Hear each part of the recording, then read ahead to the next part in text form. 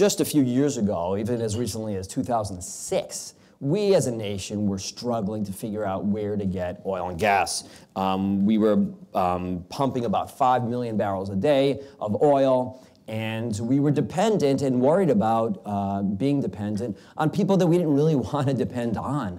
Middle East nations, others that don't share many of our interests, and it was a difficult position. Many in the room obviously remember the oil embargo in the early 70s, and ever since we've been sort of a nation worried about where we're going to feed that energy hunger. And everything's turned on a dime. Today so in other words, we've gone to about 9 million barrels a day from 5, just from 2006.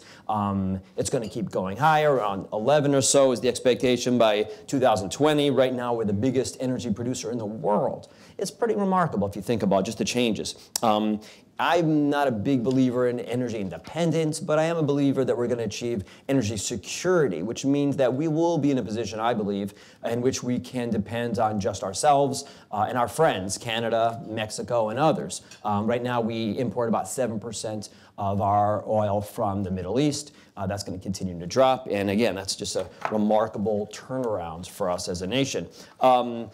Prices have come down, natural gas prices have come down. There's a blip lately. Obviously, it's been really cold, but we pay about a third or a half of what they pay in Asia and in Europe. It's led to a rebirth in all kinds of industries. People are bringing companies back to this country, manufacturing and other kinds of industries. And I believe that we're on the cusp of an era of American economic dominance.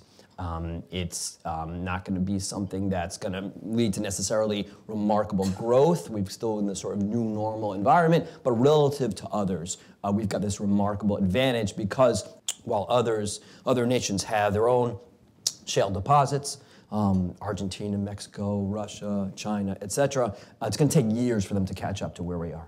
It's going to help all kinds of different things and open up all kinds of possibilities for our leaders. Geopolitics is going to be transformed. I believe that the United States isn't going to be as involved at the margin in the Middle East. We're not going to feel the pressure to get involved. It's going to save lives. It's going to save money. Then it opens up, we can talk about these things, what happens as a result. Does China and other kinds of countries that do depend on the Middle East, do they become a little more involved in the Middle East? Do we want that? Do we not want that? Those are all kinds of fascinating issues that, as I talk to military leaders and others, people are just starting to think about down in Washington. And Hillary Clinton, it's interesting, she was sort of early thinking about these kinds of things, reorienting ourselves towards Asia, a little pivot towards Asia she talked about, and having energy be really key to that. And if she's elected in a few years, then you wonder if there'll be more of a pivot away from the Middle East, and whether the Kerry effort right now in the Middle East is sort of a last gasp in some ways. I think it may be.